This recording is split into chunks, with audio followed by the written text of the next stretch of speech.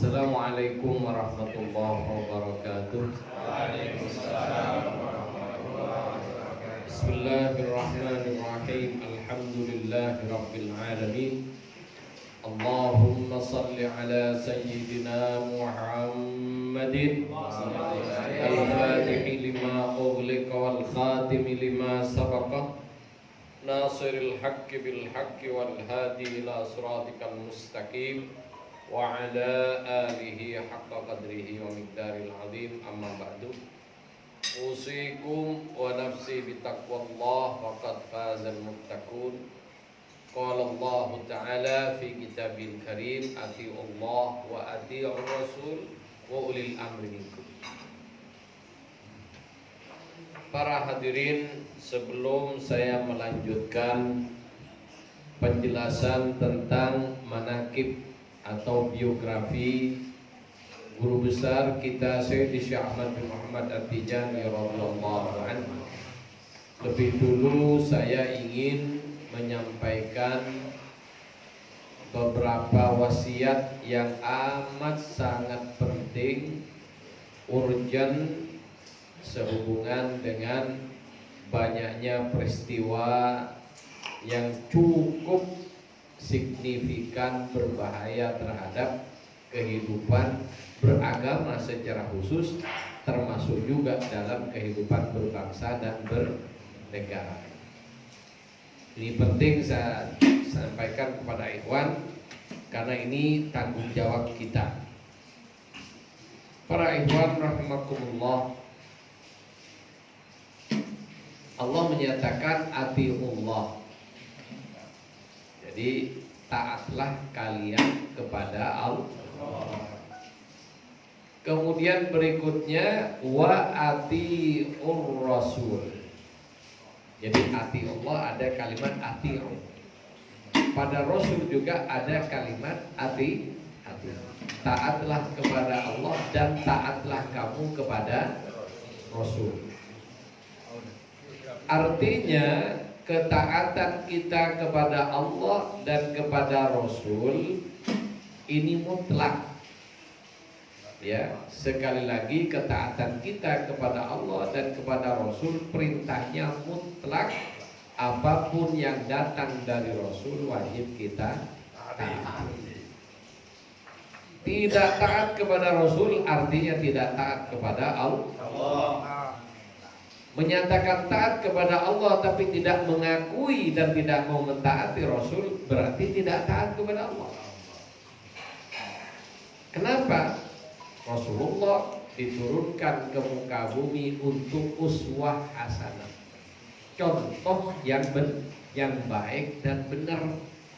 Bagaimana taat kepada Allah? Contohnya Rasulullah. Kenapa kok mutlak kewajiban kita taat kepada Rasul? Karena Rasul itu diberi oleh Allah sifat namanya maksum, yaitu mereka terjaga dari dosa-dosa. Jadi para Rasul dijamin tidak berbuat dosa. Para Rasul dijamin tidak berbuat hal-hal yang dilarang oleh Allah. Para Rasul dijamin tidak melanggar aturan Allah sama sekali. Itu. Jadi untuk Rasul kalimatnya sama. Jadi atiullah, atiur Rasul. Jadi ada atiunya. Kemudian ulil amr hanya cukup dengan waw ataf. Wa ulil amri minkum. Dan kepada pemimpin-pemimpin di antara kalian. Kenapa kok tidak ada atimu juga untuk ulil amr? Karena ulil amr ini manusia umum yang bisa salah, bisa benar. Kita wajib taat kepada pemerintah kalau pemerintahnya benar. Kita wajib taat kepada ulama kalau ulamanya benar. Tapi kalau tidak benar tidak wajib. Jadi ketaatan pada ulama ada syaratnya. ketaatan kepada Allah dan Rasul tanpa syarat. Kalau kita iman kepada Allah, wajib iman kepada Rasul. Tidak diterima imannya kepada Allah kalau tidak iman kepada Rasul. Makanya syahadat kita jelas, asyhadu an la ilaha illallah wa asyhadu anna muhammadar rasulullah. Jadi harus bersyahadat, bersaksi dengan kerasulan Rasulullah sallallahu alaihi wasallam. Kalau hanya asyhadu an la ilaha illallah tanpa adanya Muhammad Rasulullah, ditolak syahadatnya oleh Allah. Kalau pasti mengajarkan dia Muhammad Rasulullah, berarti sudah dengan la ilaha illallah. Ini para ikhwan rahimakumullah. Jadi ketaatan kita kepada Rasulullah sallallahu alaihi wasallam, baik ya yang dicontohkan oleh beliau dalam bentuk tingkah laku beliau. Jadi gerak-gerik beliau, diamnya beliau, ya, itu adalah hukum. Ya, sekali lagi, apapun yang dilakukan oleh Rasulullah itu menjadi dasar hukum. Ketika Rasulullah berbuat sesuatu, itu namanya hadis qauliyah, fi'liyah. Hadis dalam bentuk perbuatan Rasulullah. Ketika Rasulullah menanggapi suatu kejadian, kemudian beliau bersabda, memberikan komen terhadap satu kejadian, maka itu namanya hadis qauli. Kalau dalam bentuk perbuatan namanya fi'li. Contohnya hadis tentang sholat. Nabi menyatakan, "Shollu kama ra'aitumuni." Sholatlah kamu sebagaimana aku lakukan. Bagaimana? Ya Rasulullah bertakbir dengan mengangkat kedua tangan beliau, kemudian berdiri, kemudian beliau membaca suratul Fatihah, membaca sebagian dari ayat Qur'an. Setelah itu takbir intikal. Kalau yang pertama namanya takbiratul ihram. Artinya setelah takbir haram bicara, haram bergerak di luar gerakan sholat. Jadi katakan ihram ini, ya, di samping ihram itu punya arti mulia, takbir, di mana ketika kita sudah mengucapkan takbiratul ihram, kita berada dalam kondisi mulia dan dimuliakan oleh Allah karena sedang memuliakan Allah. Jadi arti ihram mulia. Yang pertama. Yang kedua, ihram dalam arti haram. Apa? Haram berbicara, haram berbuat sesuatu yang mubah di luar kegiatan sholat itu sendiri. Ketika kita bergerak melebihi 3 gerakan, maka batal sholatnya. Batal ihramnya. Kalau haji dimulai dengan berpakaian kain ihram. Kalau sholat diawali dengan takbir ihram. Jelas? Ini para ikhwan rahimakumullah. Jadi kita untuk Nabi sallallahu alaihi wasallam, kita tidak boleh tanya, kenapa kok harus sholat dahulu? Kenapa kok zuhur harus 4 rakaat? Tidak boleh mempersoalkan. Jadi intinya khusus apa yang dilakukan Nabi dan diucapkan Nabi, maka kita sami'na wa ata'na, atiullah wa atiur rasul. Tapi untuk ulil amr ini 2, ya. Termasuk saya selaku muqaddam thariqah Tijaniyah, ulil amr dalam thariqah Tijaniyah. Ikhwan wajib patuh kepada muqaddam kalau muqaddamnya lurus, kalau muqaddamnya amanah dengan Sayyidi Syekh radhiyallahu anhu. Maaf dan naudzubillah, kalau muqaddam yang mencret jangan diikuti. Ya, lagi berak-berak jangan ditadain beraknya, apalagi sampai dimakan.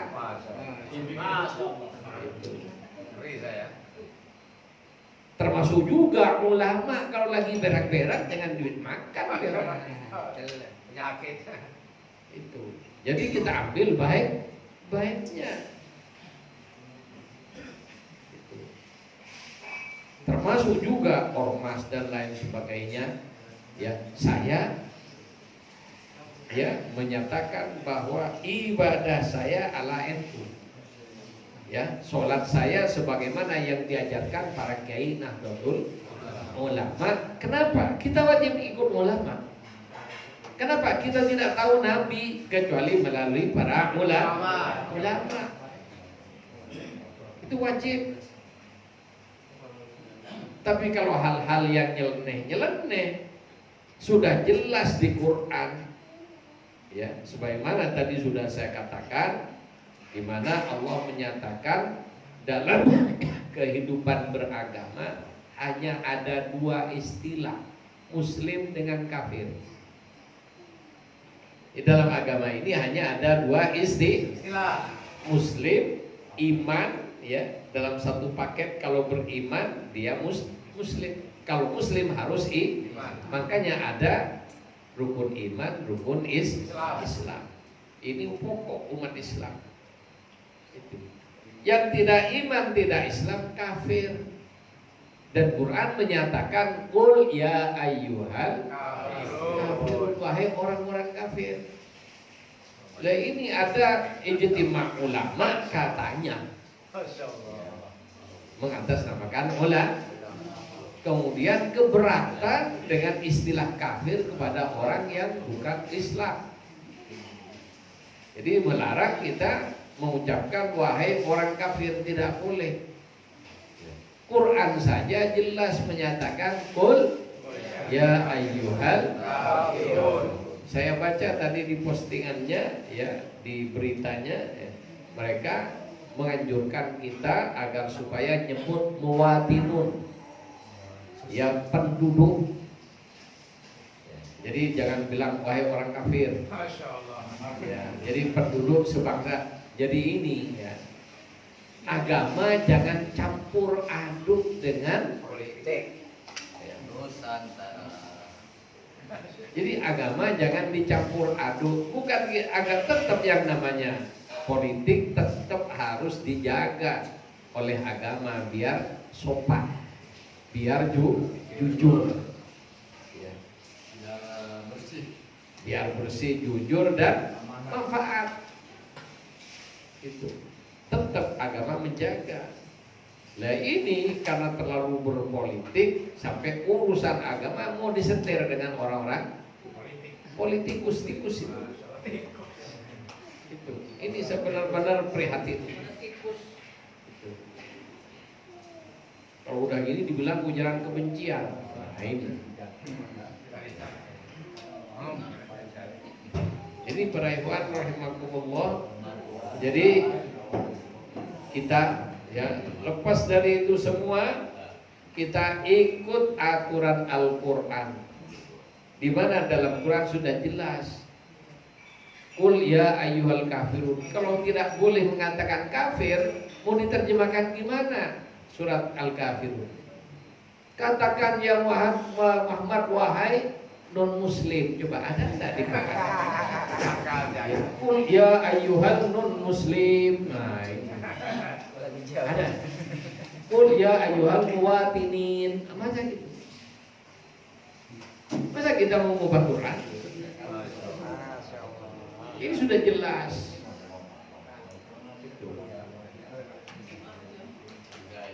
Jelas ya? Ini kita, ya, harus bersikap. Dan ikhwan thariqah Tijaniyah, Syekh sendiri menyatakan idza sami'tum anni syai'an fazinu bi mizan syar'i.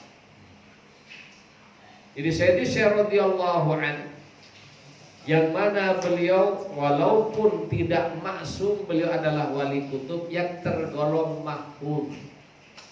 Ya, kalau Nabi maksum, kalau wali pada tingkatan tertentu mahfuz, apa, dijaga oleh Allah dari perbuatan maksiat. Ya, para aulia tidak ada aulia bohong.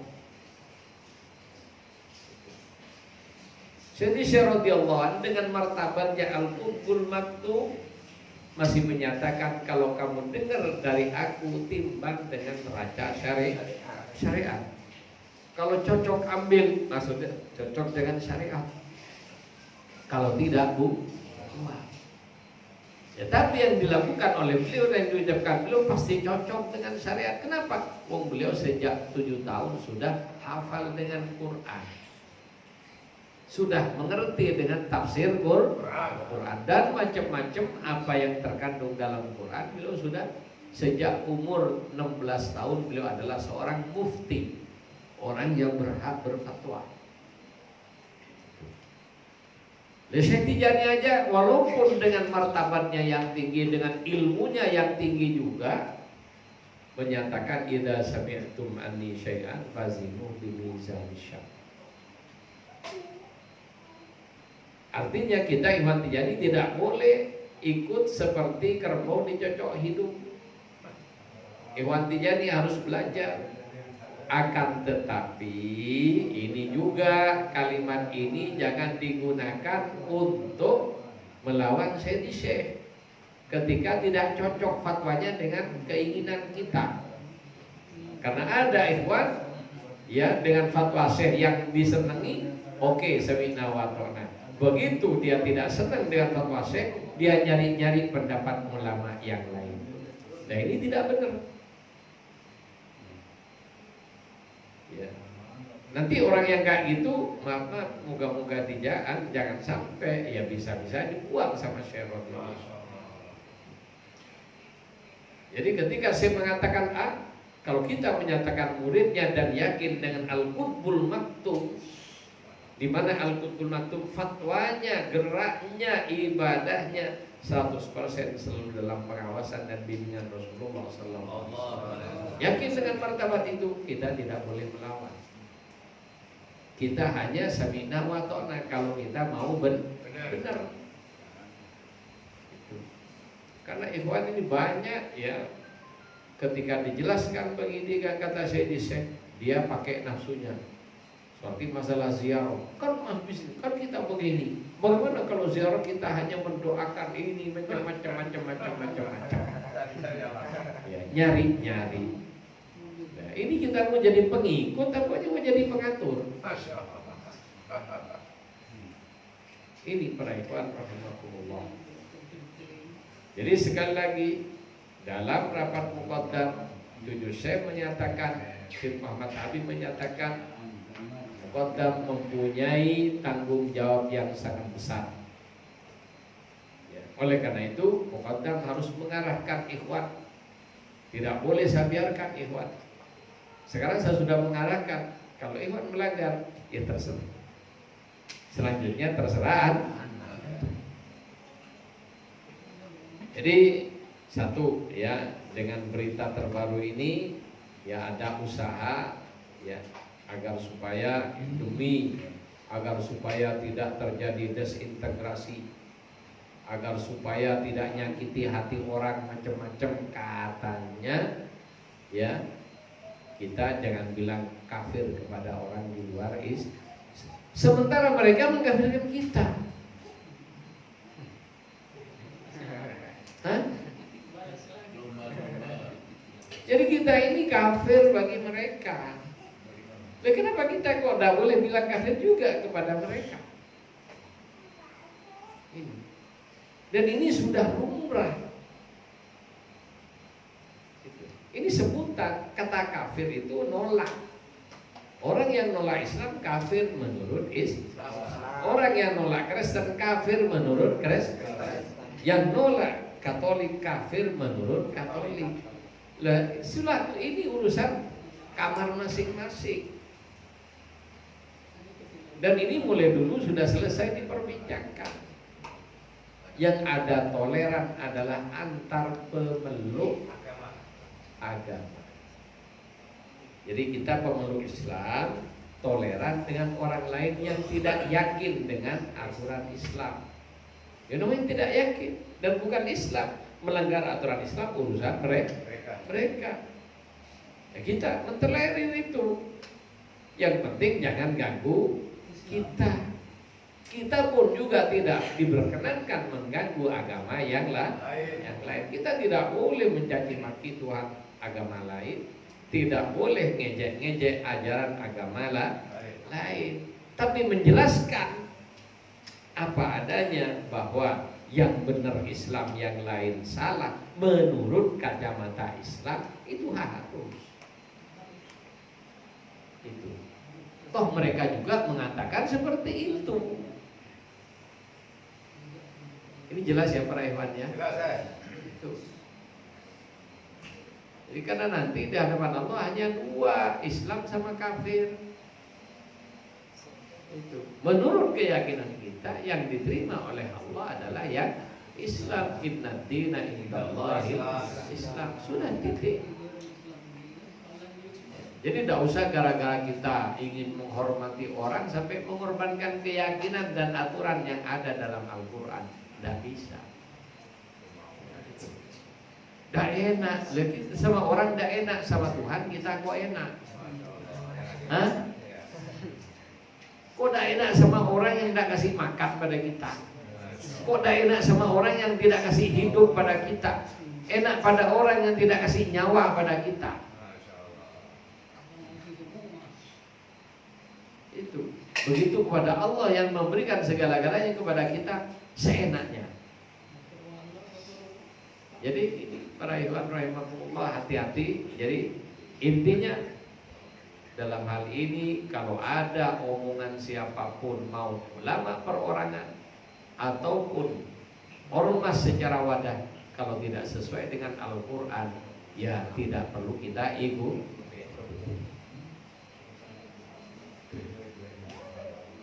Jadi ini karena sudah masuk ajaran liberal. Bahkan liberal tokoh-tokohnya itu jadi pengurus di Nahdlatul Ulama. Itu. Termasuk juga masuk ke tarekat-tarekat, mereka jadi pengurus tapi tidak ngamalin. Nah ini bahaya. Ini maling-maling agama. Jadi kalau hanya mereka ya hafal Quran, hafal hadis banyak, tetap bukan Islam banyak, tetap Yahudi bahkan ateis juga banyak.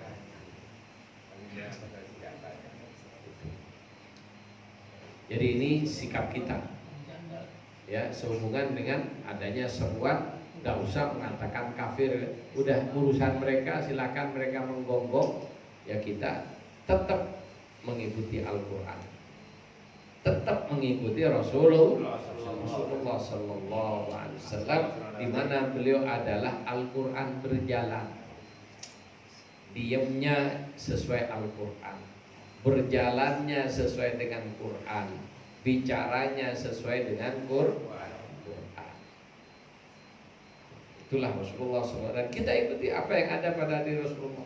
Kenapa? Uswah kita Rasulullah. Adapun ulama adalah uswah yang mendekatkan kita dengan uswah utama Rasulullah kalau benar. Kenapa kok saya berani mengatakan tidak benar? Ya karena sudah banyak ulama yang nentang.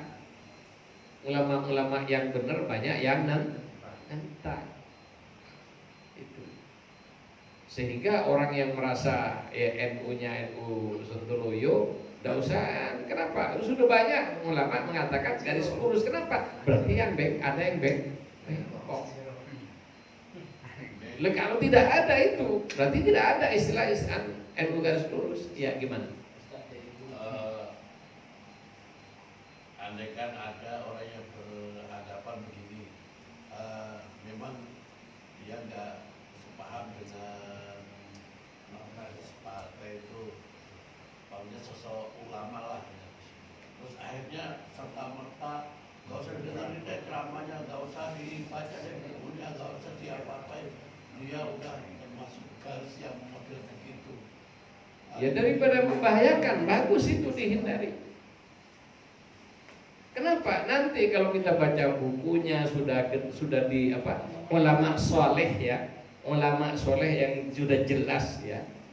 Ulama soleh ini artinya ulama yang tidak cari pangkat, ulama yang tidak menjilat-jilat kekuasaan. Ini tanda-tanda ulama soleh. Walaupun dia datang berhadapan dengan penguasa, bukan untuk jadi ngembek-ngembek di depan penguasa.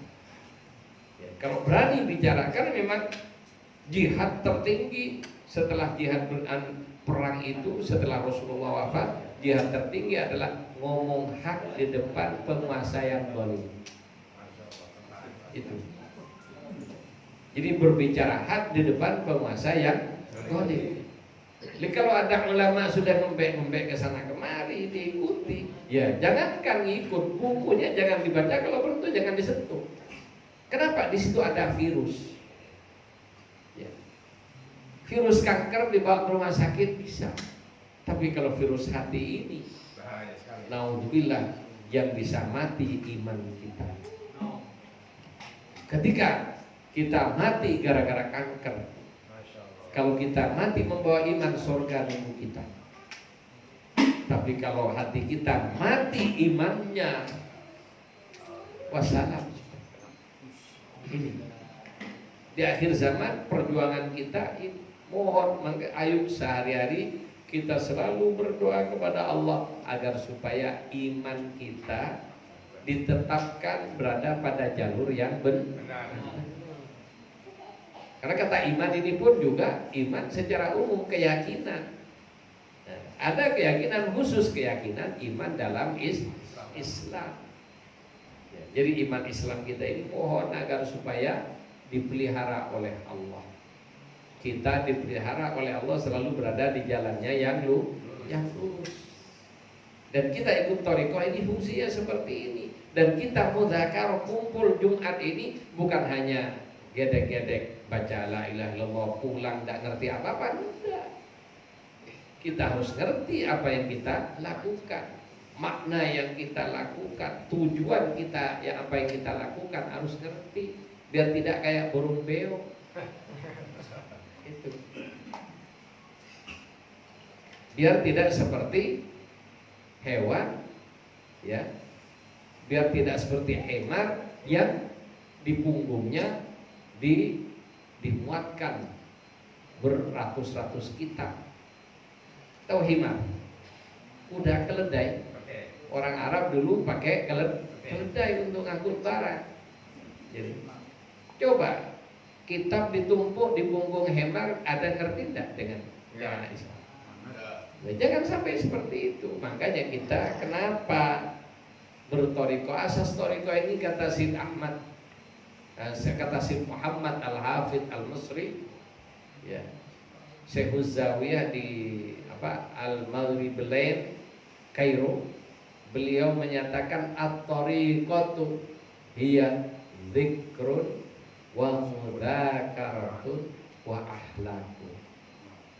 Orang berthariqah itu ada 3 hal yang wajib dilakukan. Pertama, zikir, harus baca zikir. Makanya di sini ada fikih, zikir, fikihnya wirid thariqah.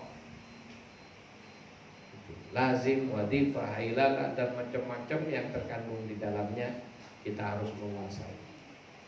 Setelah itu mudzakarah. Untuk apa mudzakarah? Biar ngerti fikih mudzakarah ini bijak apa? Kita belajar. Biar ngerti fikih thariqah pertama. Setelah tahu fikih thariqahnya, biar ngerti dengan makna yang kita baca. Setelah tahu maknanya, biar lebih dalam lagi, biar tahu juga rahasia-rahasia dari apa yang kita baca. Jadi maka di sini penting mudzakarah. Jadi tukar pikiran, ngaji, itu penting di sini.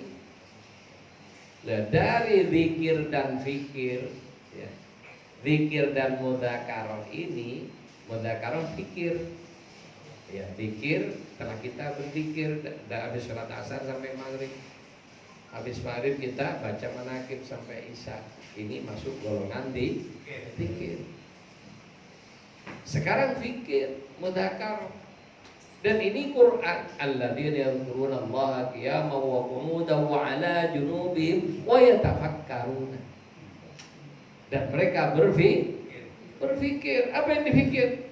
Wa yatafakkaruna fi khalqis samawati wal ardh.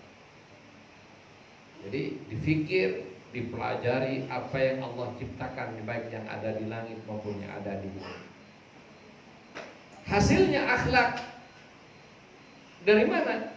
Ma khalaqta hadza batila. Setelah dikir, mikir sejalan, terus dikir, mikir, ada output hasil. Apa? Akhlak.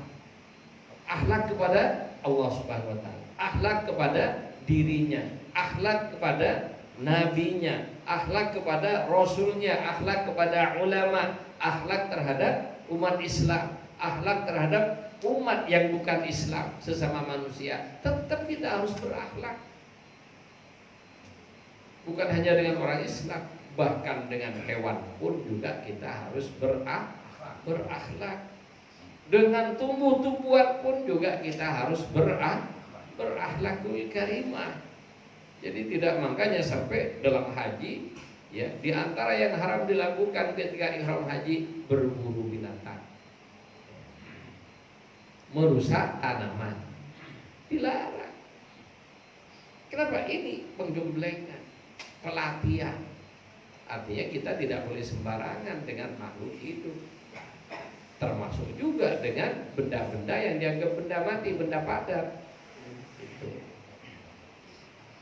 Karena ya itulah, karena ambisi uang, yang penting ini digerus gunung, digerus, ujung-ujungnya ya gunungnya marah, longsor, ketumpuk. Ini bagian dari marahnya alam. Karena dia tidak punya kaki, terus dikira ada punya ruh itu semuanya. Berzikir kok kepada Allah Subhanahu wa taala. Ini alladzina yadhkuruna Allah qiyaman wa qu'udan wa 'ala junubihim wa yatafakkaruna fi khalqis samawati wal ard. Rabbana ma khalaqta hadza batilan. Ya. Setelah itu, dari hasil zikir dan mikir, maka timbullah akhlak. Apa? Dibuka oleh Allah hatinya, dibuka otaknya, sehingga ngerti dengan apa yang ada di alam semesta itu Allah ciptakan punya tujuan dan punya manfaat.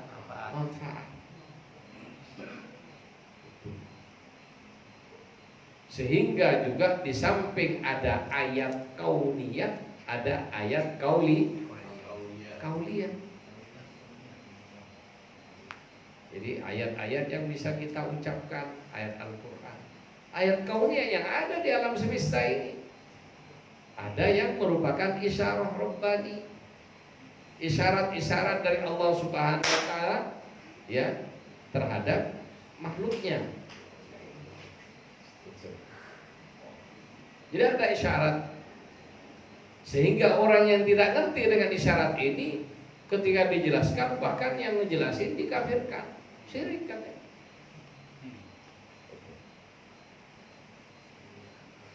Ini kalau tidak ngerti. Makanya pelajari Quran, pelajari hadis Nabi, terus macam-macam, pelajari dengan yang benar, datang kepada ahlinya.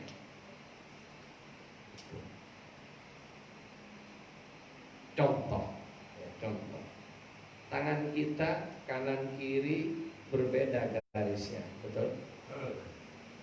Coba, adakah yang sama? Tidak ada yang sama. Mesti ada perbedaan walaupun sedikit.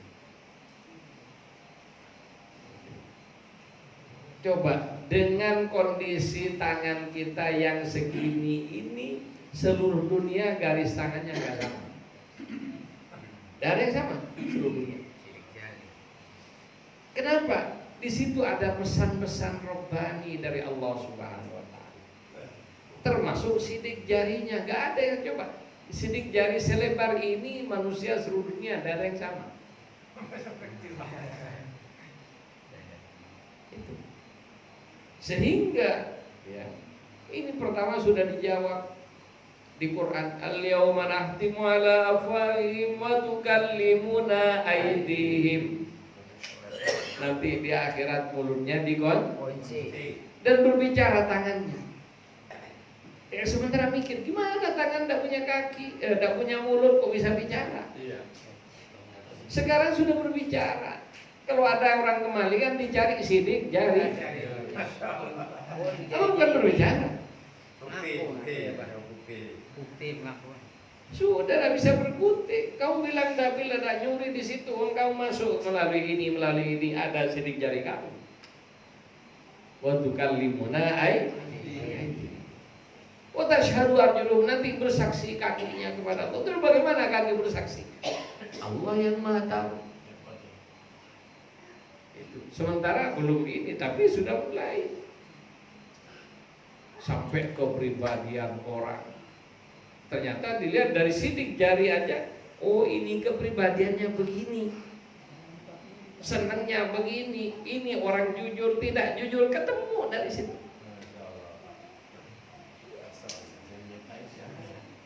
Sudah ketemu, sudah ada. Dan ini namanya isyarat Rabbani, isyarat dari Allah Subhanahu wa Ta'ala. Dibuka dikit-dikit, ya. Kenapa? Kalau dibuka langsung manusia tidak akan mau dibuka lama-lama. Tapi setelah isyarat-isyarat Rabbani, rahasia-rahasia dibuka, orang makin tidak ngerti kalau itu adalah petunjuk Allah. Asing dengan itunya. Nah, akhirnya timbul macam-macam. Oh, garis tangan dibuka. Di situ juga garis rezekinya ada di situ. Bukan bikin-bikin, Allah yang bikin. Kita hanya menerjemahkan. Sampai garis umur ada di tangan. Nah, iya, yang pendek, yang panjang sudah ada di situ. Cuma kalau saya baca semua nanti wah. Kita dilarang membaca kayak gitu. Bukan kenapa? Nanti bahaya. Diberitahu. Nantinya besok. Jadi ini bukan ramalan. Ya, aslinya bukan ramalan. Sudah ada kabar isyarat dari Allah. Lalu kalau membaca isyarat dari Allah, syiriknya di mana? Cuma yang kayak gitu tidak boleh dibuat konsumsi umum. Ya,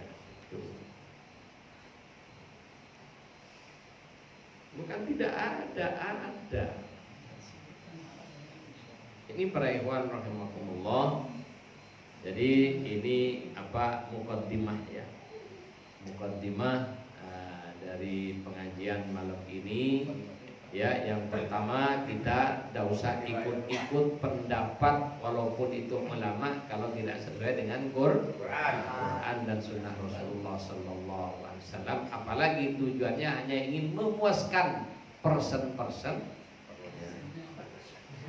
ingin memuaskan nafsu politik. Tidak usah. Ya. Pertanyaan lagi. Kalau mamanya orang itu condong satu yang pilihan itu, tapi hasil menurut dia hasil istikharah atau gimana gitu, itu apa bisa dibantahkan kok ini gitu? Baik.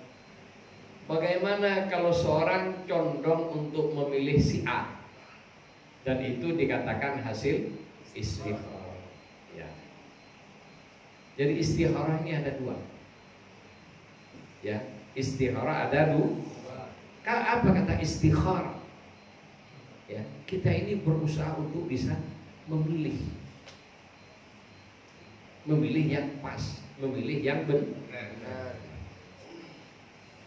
Contoh, ada pemabuk sudah kelihatan mabuknya tiap hari. Kepala rampok kita sudah tahu kalau dia kepala rampok tiap hari, ya kan? Iya. Kemudian dia sudah, ya, yang namanya bohong sudah langganannya tiap hari ngebohong. Istikharah katanya ini orang baik, yang benar yang mana? Yang nyatanya.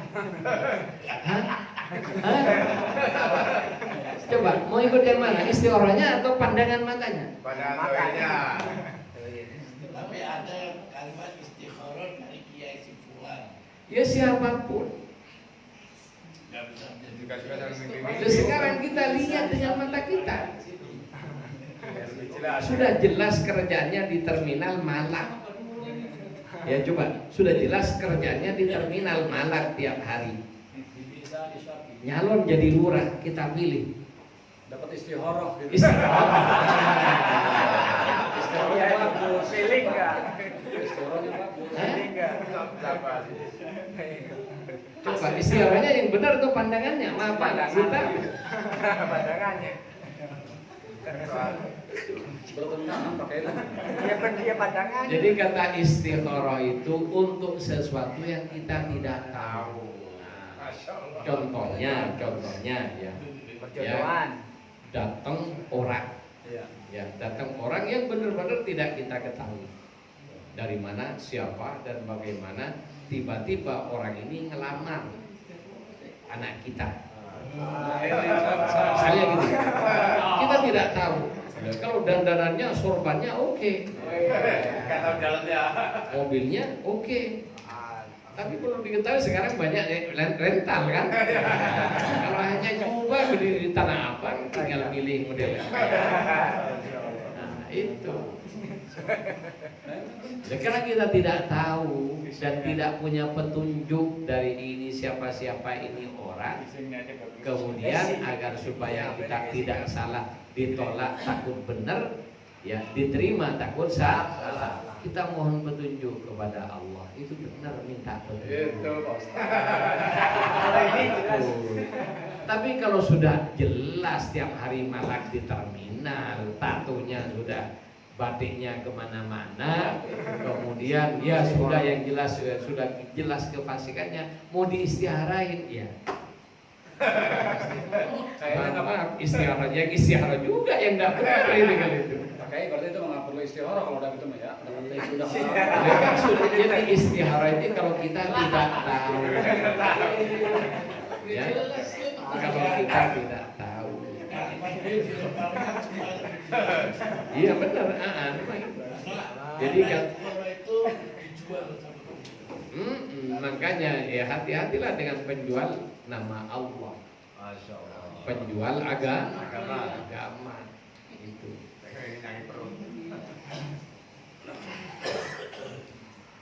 Jadi ya maaf saya cuma tidak perlu saya ngomong banyak.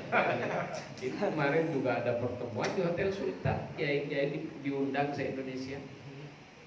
Kira-kira gratisan enggak? Tiket pesawatnya PP ditanggung, ininya ditanggung, dan saya tahu amplopnya berapaan. Ada bocoran. Jadi bukan barang kecil. Iya, Cekoi dulu ya. Tapi kita berdoa, doakan saya moga-moga dijauhkan. Amin. Amin ya Allah. Amin. Doakan saya moga-moga dijauhkan oleh Allah dari amin. Amin ya Allah. Dan kita semua. Ya. Bahkan ya, semoga kita ini punya prinsip rela di bawah pohon watifah ilalah daripada di tempat yang dimurkai oleh Allah. Amin ya Allah. Amin. Moga-moga kita diberi prinsip yang kuat sampai akhir hayat. Amin. Toh ntar lagi mati kok, nggak dibawa. Ngantri saya ngantri. Hebat, pertanyaannya hebat banget. Pertanyaan cerdik. Iya. Jadi ini para ikhwan rahmatullah, hati-hati akhir zaman. Jadi fitnah itu macam-macam. Sekarang ngomong benar dibilang fitnah. Yang fitnah dianggap benar. Itu memang sudah akhir zaman kan. Jadi kita tinggal mohon, oleh karena itu saya tadi memang sudah ada ini iktikad ya, menyerukan kepada ikhwan semua, tolong juga ikhwan di mana-mana yang melihat streaming ini ya, bacalah selawat al-fatih tiap habis sholat 20 kali ya, tiap habis sholat 20 kali ya, sebelum kita pindah tempat duduk. Jadi sebelum ya, bergerak ke tempat yang lain, sebelum bicara.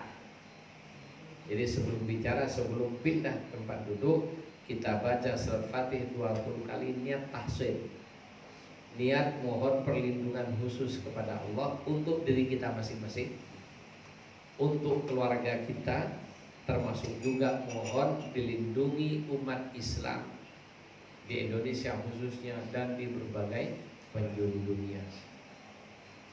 Termasuk juga mohon perlindungan kepada Allah agar supaya negara kita ini dijaga keutuhannya, Amin, ya Allah. diselamatkan oleh Allah dari perpecahan, ya, diselamatkan oleh Allah dari buruknya makarnya orang-orang yang ingin makar terhadap negeri kita ini. Kita berdoa, ya kita berserah diri kepada Allah agar semoga negeri kita diselamatkan dari orang-orang yang ingin merusak, terutama ingin merusak agama. Jadi karena sudah jelas ngomongnya akan menghapus pendidikan agama di sekolah.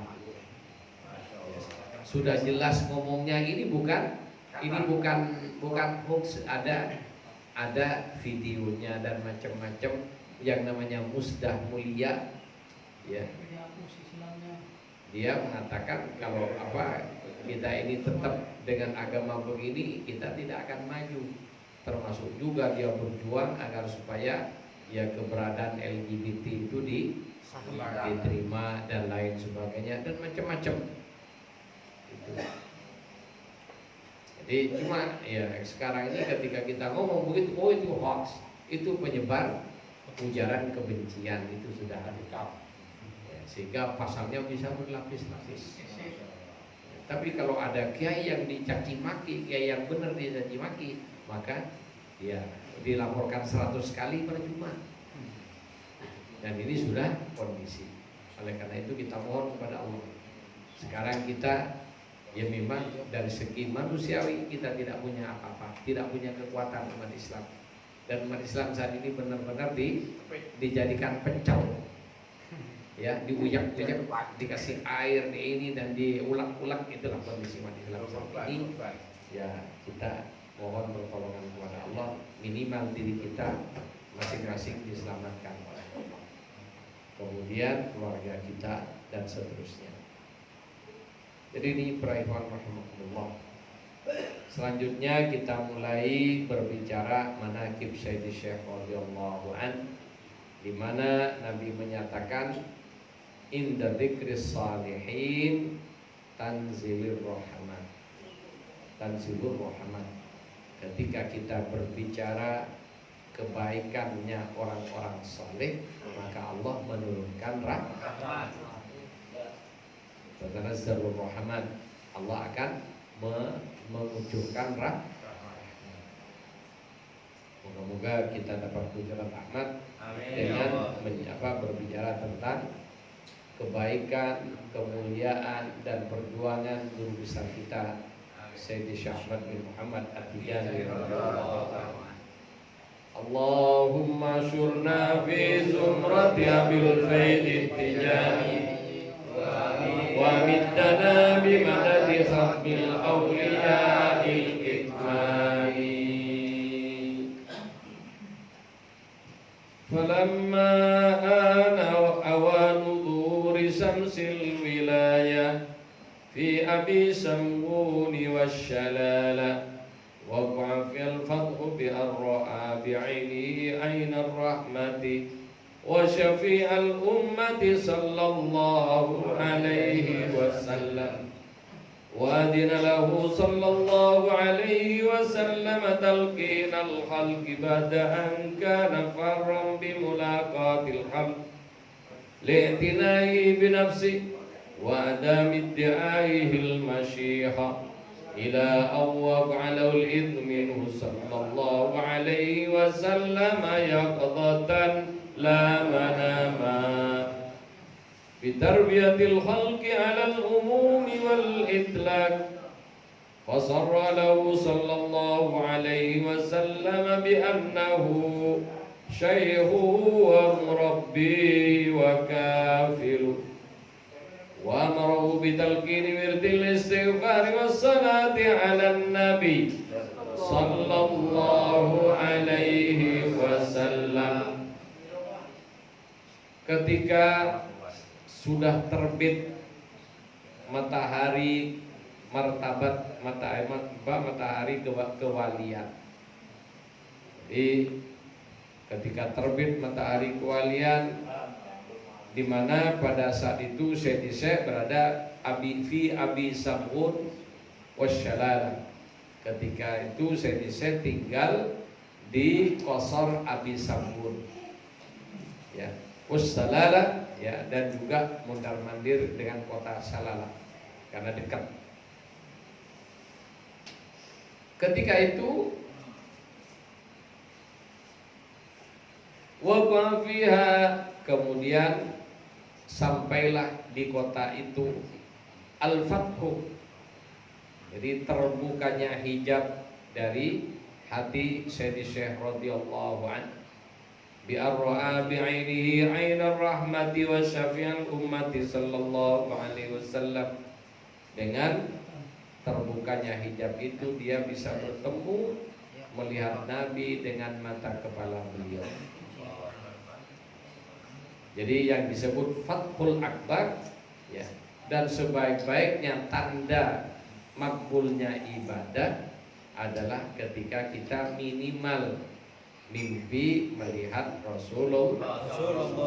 Jadi kalau ketemu jin bukan keberhasilan ibadah, karena banyak orang ya, setelah ibadah ketemu jin bangga, ya, apalagi setelah bisa ngobatin. Bukan itu tanda keberhasilan ibadah. Tanda keberhasilan ibadah itu ketika, ya, tanda paling pas ketika kita bisa bertemu dengan Nabi Sallallahu Alaihi Wasallam, minimal dalam mimpi, puncaknya ketemu langsung dalam sadar. Sayyidi Syekh guru kita bertemu Nabi dalam sadar. Wadilahu sallallahu alaihi wasallam talqin al-halqi badan kana farram min mulaqatil halq. Kemudian Rasulullah sallallahu alaihi wasallam memberikan izin kepada Sayyidi Syekh radhiyallahu an, jadi talqin al-halqi, untuk ngajarin manusia. Jadi didapat izin ngajar. Kalau kita ngajar tanpa izin, kenapa kok tidak manfaat? Karena tanpa izin. Bahkan yang banyak berguru sama Syekh Google langsung jadi ustaz. Jadi orang-orang kenapa kok sampai sekarang ajarannya bertahan dan banyak yang ikut di berbagai belahan dunia? Karena punya izin yang jelas nyambung pada Nabi. Yang nyuruh berdakwah Rasulullah, bukan dakwah karpe dewe. Tidak pakai promotor, tidak pakai PR atau WA. Ya, jadi kan ada orang ini ustaz tapi pakai manajer. Kalau undang harus melalui manajernya. Nanti manajernya yang ngatur. Sebelum diterima undangannya harus transfer itu. Kalau kayak gitu ya tidak manfaat. Kenapa? Ya dakwah adalah yang begitu, ada namanya dakwah, ya dakwah dagangan cerat. Jadi Syekh radhiyallahu an sebelumnya menghindar, artinya tidak banyak bergaul dengan orang. Kenapa? Ya ingin membersihkan dirinya. Kenapa bergaul dengan orang ngomong? Apalagi kayak sekarang saling jelekin orang. Itu dihindari. Ya. Kemudian setelah itu dia ditemui oleh Rasulullah dan dapat perintah untuk ngajarin makhluk, ngajarin manusia, termasuk bangsa jin. Jadi muridnya Syekh ada manusia, ada bangsa jin. Karena jin juga ada yang Islam. Bahkan umat Rasulullah dari bangsa jin dan manusia. Kan di Mekah itu ada masjid namanya Masjid Jin.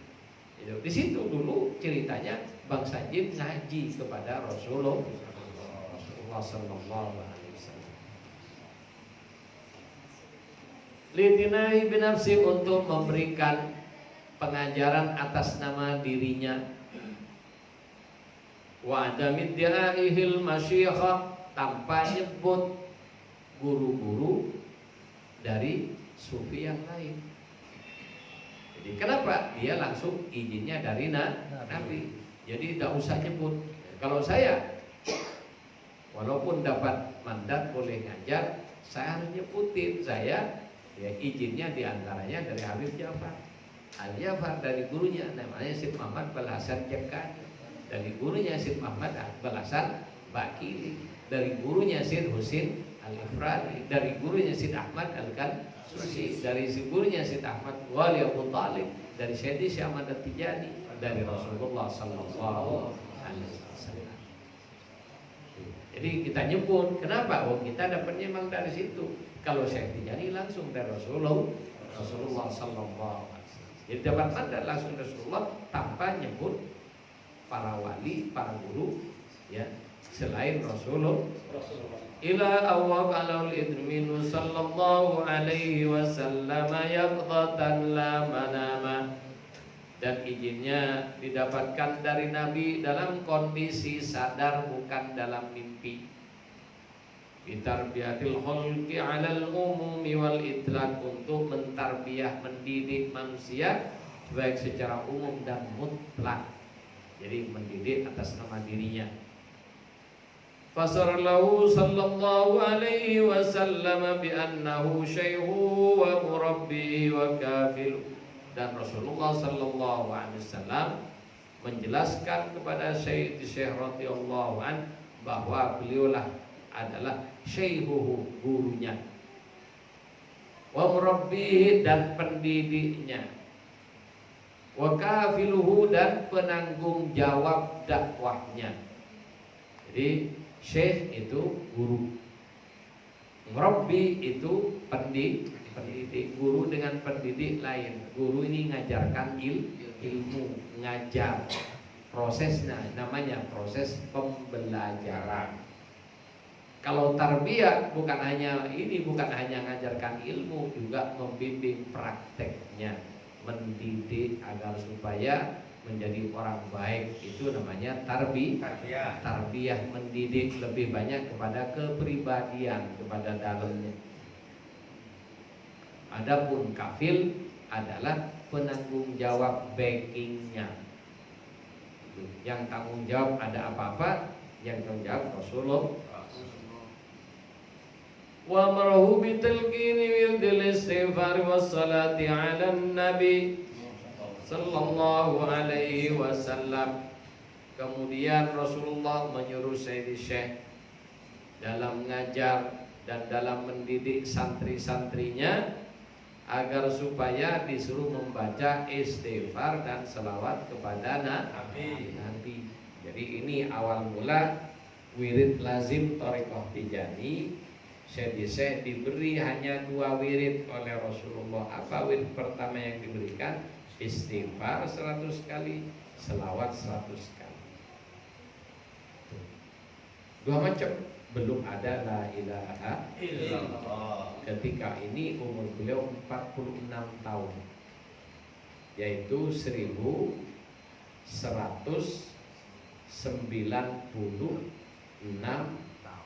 Hijriah, ya, 1196 Hijriah. Jadi umur beliau lahir 1150, jadi umurnya 46 tahun.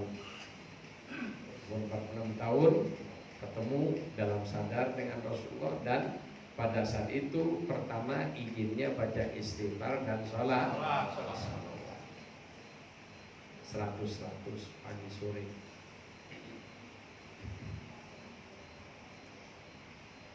Wafi sanati alfin wa mi'ataini, ketika pada tahun 1200.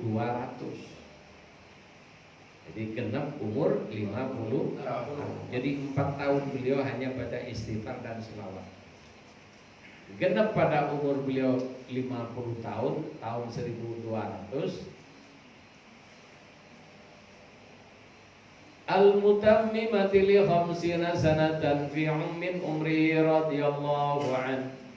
Ya, ketika umur beliau genap 50 tahun, tammama lahu talqinal wirdi bil haylala. Kemudian Rasulullah menyempurnakan karunia ijazah wiridnya dengan tambahan la ilaha illallah 100 kali. Sehingga sejak itu wirid Thariqah Tijaniyah 3 macam: istighfar, salawat, dan la ilaha illallah.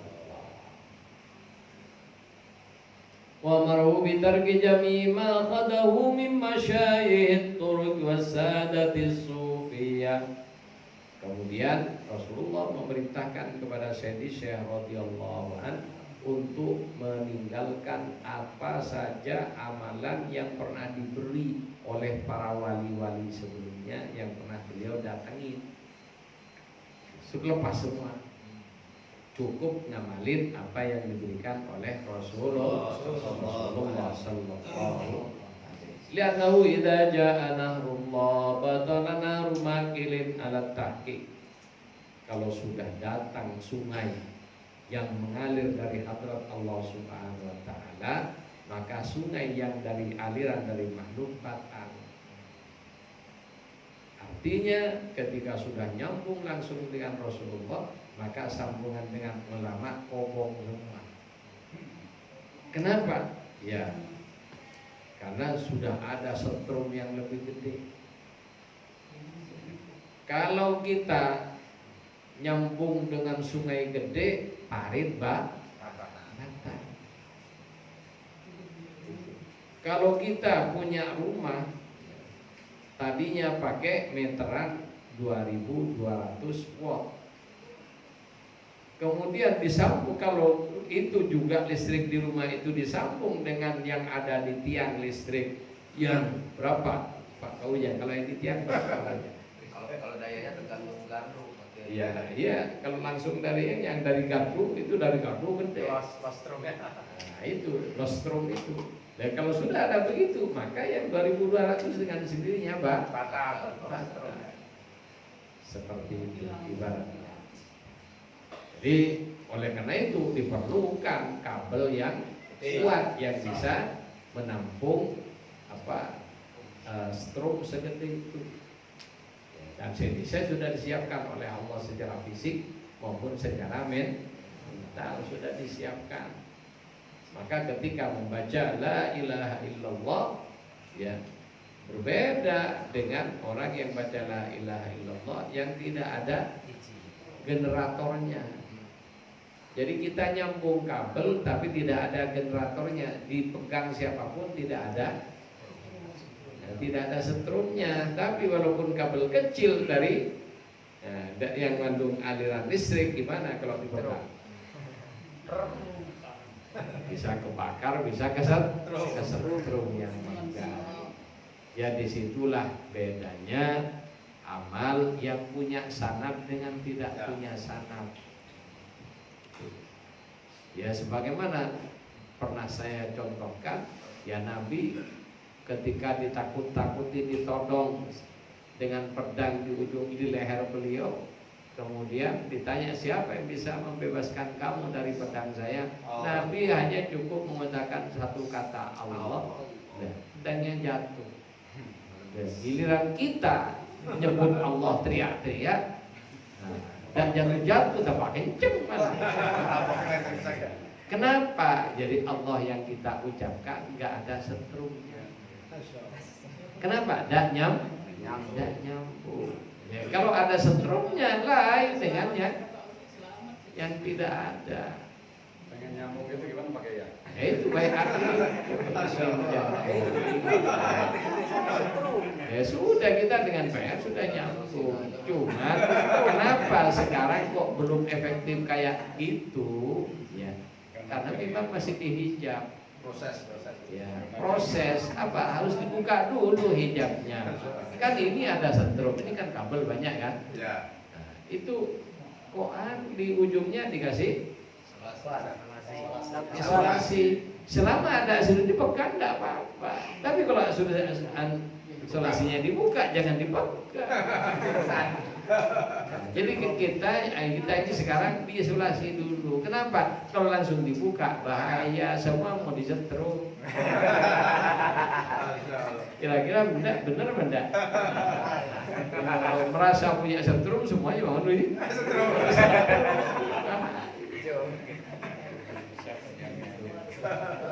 Karena strum listrik itu ya memang setrumnya sama strum listrik. Ya. Ketika dicolokin ke kulkas, maka Jadi es. jadi dingin yang keluar hawa dari kulkas. Lagi open. Tapi pegang kulkasnya panas sama enggak? Panas. Kok dalamnya dingin? Panas dingin. Karena Nah ini juga ya, cuma kan kita tidak pernah mikir. Jadi kan dari strum listrik yang api panas. jadi dingin. Kalau sampai koslet, apalagi strum yang gede, sampai bunyi meledak. Wah. Itu kabel listrik disentuhkan sama-sama ada setrumnya, langsung ngetes diwa. Ini semakin gede makin gede ledakannya. Kemudian ya api yang bisa meledak kayak gitu dimasukin ke kulkas, dimasukin ke dalam ini AC, keluar hawa dingin. Dicolokin ke jak yang ada ini bisa keluar panas. Dicolok ke kompor listrik bisa aja keluar panas. Dicolokin ke TV keluar gambar. Dicolok ke ke HP keluar suara, keluar gambar. Dicolok ke ampli keluar suara. Dari setrum itu pakai ya. Dari setrum. Satu namanya setrum listrik, tapi kemana nyoloknya lain produknya. Satu produk bermacam-macam saja. Lah iya, jadi itu memang satu ya kalimat la ilaha Illallah. satu ini kalimat. Cuma nanti itu yang ada pada diri kita ini macam-macam. Sehingga kenapa kok karomahnya wali ini begini, karomahnya wali itu tergantung yang ada pada dirinya yang siap. Itu ya. Mukjizatnya Nabi ini begini, yang ini begini dan sebagainya juga tergantung kebutuhan pada zamannya masing-masing.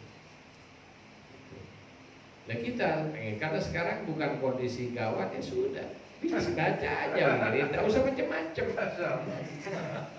Pada waktunya kalau memang Allah menghendaki, ketika kita jadi pejuang misalnya, ya berangkat berjuang ke Palestina di situ, keluar nanti itu. Amin.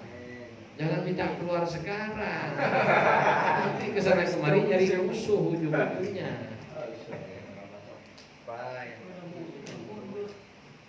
Jadi di situ. Kenapa? Makanya kok disimpan terutama dari Thariqah Tijani itu seakan-akan tidak ada apa-apanya. Dirasakan. Biasa-biasa. Tapi pada waktunya dibutuhkan lain cerita. Dan tidak usah diminta ketika dibutuhkan, Allah Maha tahu. Yang diperintah oleh Allah kita berjuang mengikuti aturan agamanya. Ketika Nabi ya di Badar, barang-barang umat Islam sudah dirampasi macam-macam, kemudian barang sitaan punya umat Islam mau dijual ke Syam. Kemudian para ini termasuk paman Nabi, siapa? Sina Hamzah bin Abdul Muttalib, dia marah besar, para kita kita dihina macam-macam kan. Masa kita tidak boleh membela diri? Dia menunggu petunjuk dari Allah, sehingga turunlah ayat waqatilunhum kama yuqatilun. Perangi mereka sebagaimana mereka merangin kamu. Artinya suruh balas dengan setimpal. Baru Nabi merintahkan sahabat untuk menghadang pasukan Quraisy yang berdagang akan membawa barang dagangan ke Syam. Kemudian mereka tahu akan dihadang, mingkok mereka yang dikirim pasukan saja ke Badar. Maka terjadilah perang Badar. Perang Badar, sahabatnya sudah berperang gitu aja tanpa mikir baca doa biar kebal. Kenapa? Ya mereka berjuang bahkan mati dalam perang, bagi mereka kehormatan. Ini bilang berjuang nyari kebal dulu ya apa? Ujung-ujungnya pingin dianggap jawara. Kenapa tuh tidak? Masih takut mati saya. Lah iya. Bukan jihad itu. Jadi para ikhwan rahimakumullah, Syekh ketika umur 50 tahun dapat wirid lengkap istighfar, selawat dan la ilaha illallah. Kemudian disuruh ninggalin semua wirid yang diambil dari para wali sebelumnya. Artinya Nabi ya Syekh radhiyallahu anhu oleh Rasulullah disuruh fokus dengan senjata terbaru yang diberi Rasulullah. Senjata yang lain dari wali-wali seru buang semua. Kalau kita bicara senjata, karena apa? Doa selalu mu'min. Doa itu adalah senjata bagi orang beriman. Jadi yang lain sudah cukup dengan senjata ringan, pendek, ya enak gampang dibaca, tapi langsung dari Rasulullah. Astagfirullah pendek, astagfirullah, astagfirullah, astagfirullah. 100 dah sampai 5 menit. Tidak sampai 5 menit. Pelan-pelan udah bacanya, tidak sampai 5 menit. Selawat, pakai selawat Fatih 100 itu paling 15 menit kalau dibaca tartil. La ilaha illallah tartil 3 menit selesai. Jadi kurang lebih 20 menit sudah selesai. Cuma masih ada aja pingin cepat. Sehingga ada hewan yang tega-teganya baca selawatnya cukup sallallahu alaihi wasallam. Kenapa? Ya itu diajarin kayak gitu, hewan nyari yang lebih ringan. Sudah pakai sallallahu alaihi wasallam dicepetin semak. Aduh. Bahaya. Akhirnya ada sampai 5 menit sudah selesai. Sehingga bertahun-tahun ikut toriko tetap aja kayak gitu.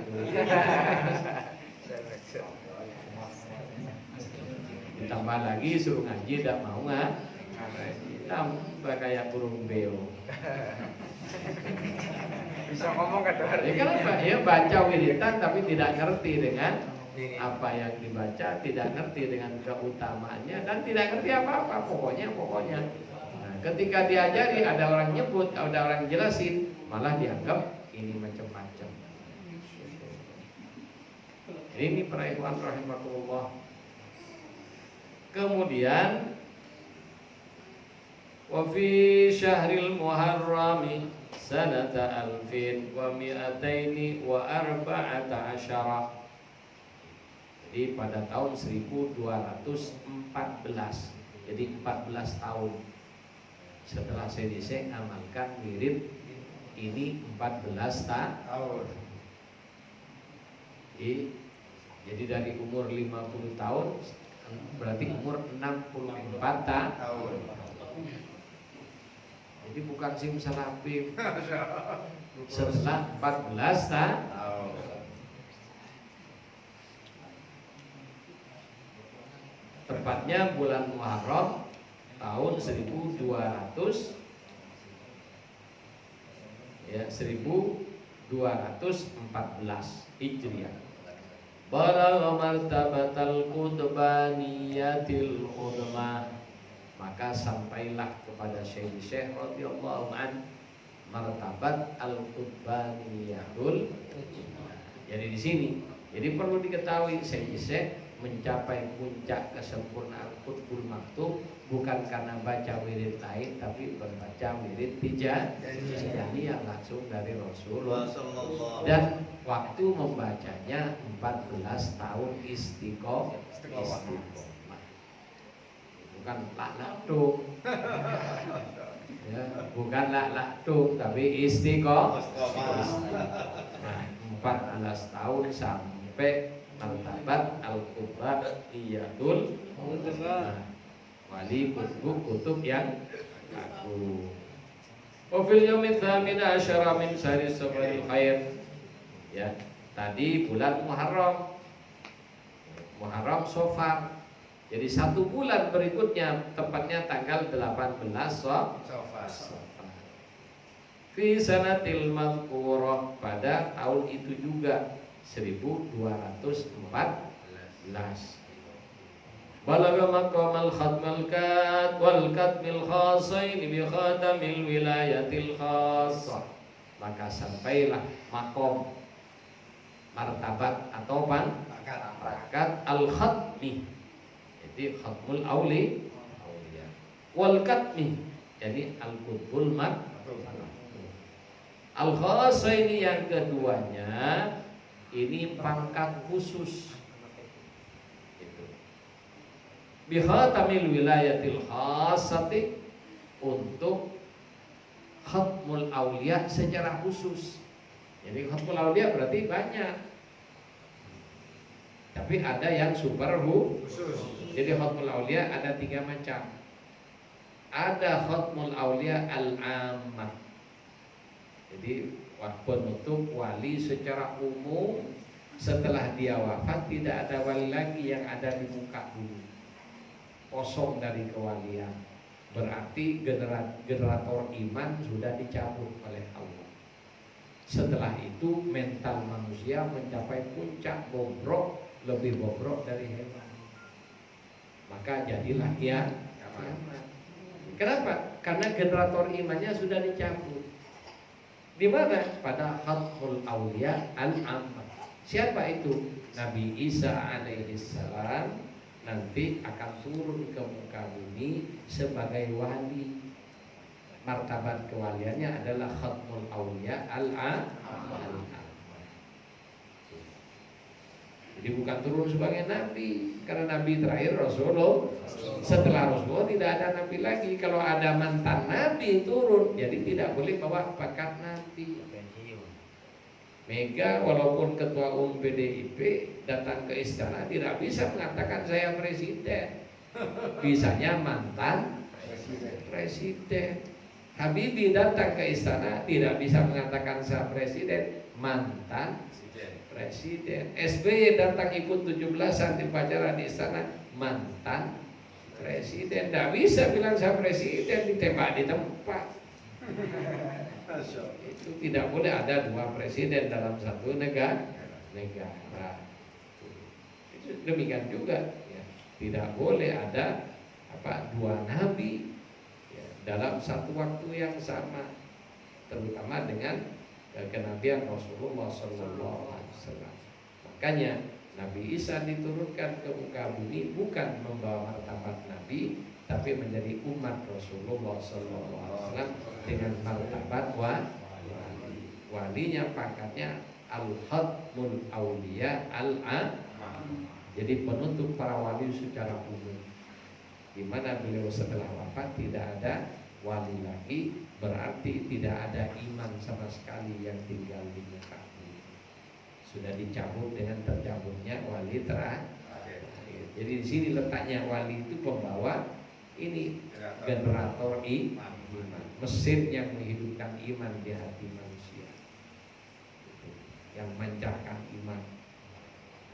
Itu wali ya, al-khatmul auliya. Khatmul auliya jenis kedua adalah fi kulli zaman.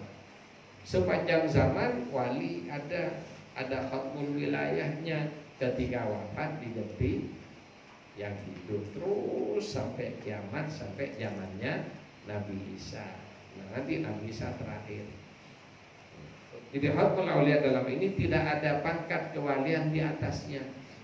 Jadi profesor doktor, tidak ada lagi pangkat di atas profesor doktor. Pangkat dalam ini tertingginya pangkat itu golongan 4E. Ya. Kalau di tentara itu adalah jenderal besar. Tidak ada lagi setelah jenderal besar, itu sudah terakhir. Dan setiap zaman ini harus ada satu dalam setiap zaman. Ketika wafat diganti dengan yang lain. Itu juga namanya al-khatmul auliya fi kulli zaman. Al-khatmul auliya al-qutbul maktub al-khasim bi khatamil wilayatil khasah al-muhammadiyah. Ya, Al-Khatmul Aulia Al-Muhammadi Syekh Ahmad At-Tijani radhiyallahu an, satu-satunya sejak awalul wujud sampai kiamat. Dia memegang tampu Al-Qutbul Maktub ini. Ya, kalau ini sepanjang zaman hanya satu. Jelas? Khatmul Aulia ada berapa? Ada? Tiga. Yang pertama? Ya, Al-Khatmul Aulia Khatmul Aulia yang secara umum. Yang kedua, Khatmul Aulia fi kulli zaman. Yang ketiga, Al-Qutbul Maktub wal Khatmul Muhammadiyil Ma'lum, satu sepanjang zaman. Ini para ikhwan rahimahullah. Jadi dan ini martabat ini sampai kepada Sayyid bertepatan dengan bulan Muharram tanggal 8 bulan Safar tanggal 18. Wa ashabi fi badil bilad yattakhiduna hadzal yawma 'idan limaqamil khatam.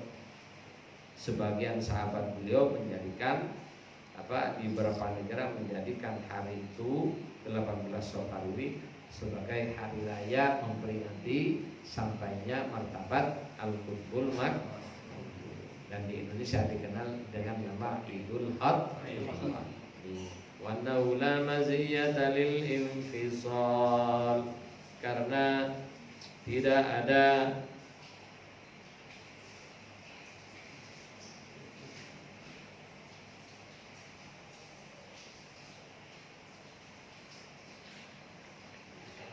kalau tidak ada peluang lagi untuk terpisah. Kita wujudal ittisal, kalau sudah nyambung langsung secara khusus bisa habis syafaatil ummah sallallahu alaihi. Jadi kalau sudah nyambung khusus dengan Rasulullah, maka tidak ada jalan lagi untuk terpisahkan. Makanya di situ ada adab-adab kelas tinggi dari para aulia, ada adabnya. Adab kepada Allah, adab kepada Nabi, itu ada adabnya. Jadi kalau tidak ngerti, ya apa itu Nabi manusia biasa, memang manusia biasa.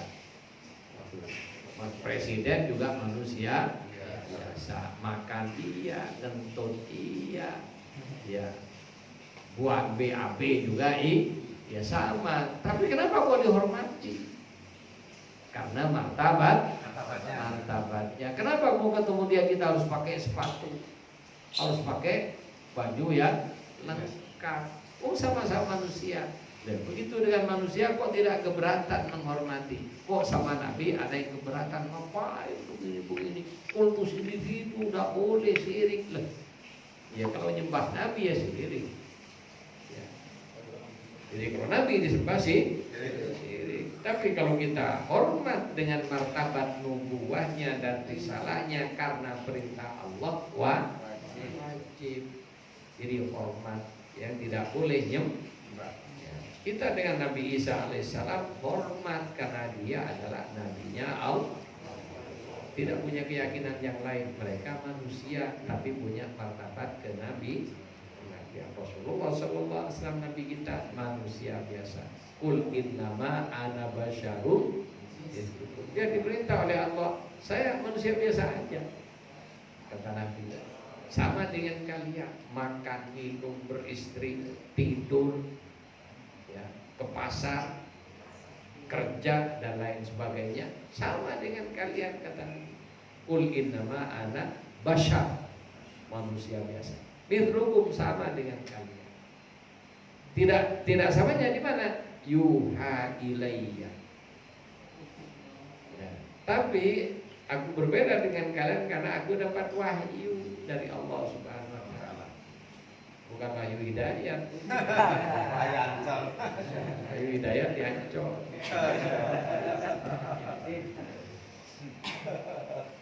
Jadi kalau wahyu hidayat turunnya sama orang Banten. Itu wahyu. Tapi Rasulullah dapat wahyu dari Allah Subhanahu wa taala. Ciao. Jadi untuk dapat wahyu ini ada kondisi-kondisi yang tidak bisa sama dengan manusia yang lain. Ya, contohnya Nabi Musa. Ya. Nabi Musa agar supaya mampu dia bicara dengan Allah di Quran, yang dapat gelar kalimullah adalah Nabi Musa, berbicara dengan Allah. Untuk bicara kan harus mendengar juga kan. Oleh karena itu agar supaya dia mampu berbicara dan mampu mendengar, maka di-update dulu, ya, di-upgrade dulu telinganya, di-upgrade bibir dan lisan, misalnya diberi kekuatan super, ya, berapa? 70.000 kali lipat.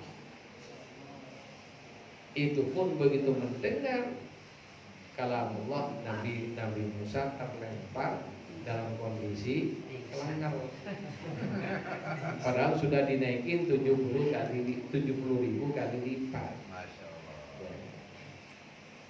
Tidak gampang.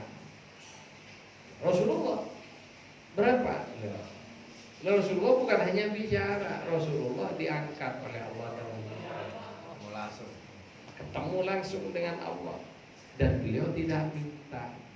Dia kalau Nabi Musa minta dipaksa sama umatnya. Itu. Kemudian umatnya paling rewel sama orang Yahudi, sampai minta makanan yang turun dari langit, dituruti oleh Allah. Kertas ya, kertas. Kan ngetes. Ya. Jadi Tuhan dites-tes sama orang Yahudi. Akhirnya ya karena sudah diberi bukti-bukti masih cengil juga, ya ada dari mereka yang terkutuk.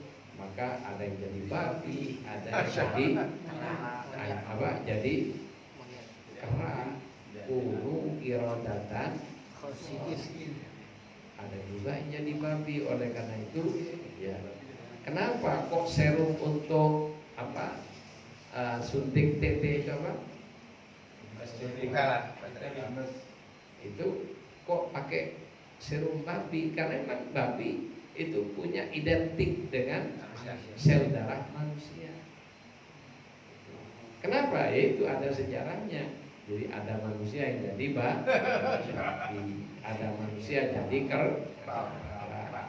Makanya kenapa kok ada teori Darwin yang mengungkapkan teori evolusi yang mengatakan asal usul makhluk hidup itu satu macam, ya, yang merangkak, kemudian bertahap mengadakan evolusi setelah ribuan tahun, maka ada yang berjalan, ada yang jadi manusia. Manusia asalnya kera, kan gitu. Kenapa kok begitu? Karena yang jadi kera Bani Israel.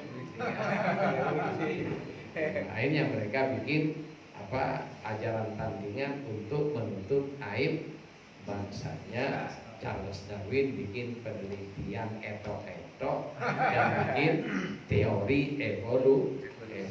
Membela diri bahasanya. Jadi kayak gitu. Yang nggak tahu dikira wah itu ada masih percaya. Orang Islam tahu apa dengan manusia berasal dari kera, bilang aja, panggil wahai anak cucu kera. Adab ya. Keren. Dipanggil begitu aja. Barangkali mau, kalau mau berarti benar. Kalau tidak mau kok percaya. Jadi itulah para ikhwan rahimakumullah. Jadi Syekh radhiyallahu anhu ketika umur berapa? 64 tahun baru mencapai martabat al-qutbaniyatul qutbah dan al-qutbul maktum. 64 dan beliau wafat pada umur 80 tahun. Jadi beliau berada pada menduduki martabat ini di alam fisik selama 16 tahun dohirnya. Aslinya sejak sebelumnya sudah ke situ, cuma runtutan karena di alam fisik itu harus bertahap. Latar kabul napabakan jadi mereka naik derajatnya setahap demi setahap. Itulah memang sunnatullah di muka bumi. anak lahir tidak bisa langsung lari. Merangkak. Tuh, jadi harus tidak berdaya dulu. Boleh guling-guling dulu. Kemudian tengkurap dulu. Kemudian bisa merayap dulu. Dari itu merangkak, duduk, baru berdiri. Itulah tahapan-tahapan. Demikian juga martabat kewalian tidak langsung simsalabim. Mari diberikan di alam zahir secara bertahap. Hakikatnya sejak di alam sono sudah wali. Hakikatnya Caranya proses zahirnya. Allahumma surna fi zumrati ahli baiti jadi wa aminana fi Ada yang mau tanya? Ya. Baik, ya untuk yang sesi ini kita tutup, moga-moga manfaat. Amin. Assalamualaikum warahmatullahi wabarakatuh. Waalaikumsalam.